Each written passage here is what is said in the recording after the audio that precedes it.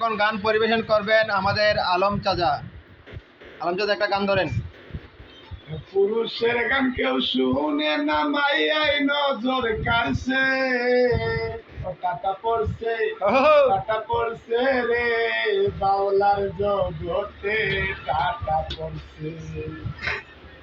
আরে গোরে গোরে মাইয়া লোকে ব্যবসা খুল্লা দিছে, একজনে গানে যাইলে পাঁচজন দিছে কারাইছে, টাটা পড়ছে, টাটা পড়ছে রে বাউলার জগতে, টাটা পড়ছে।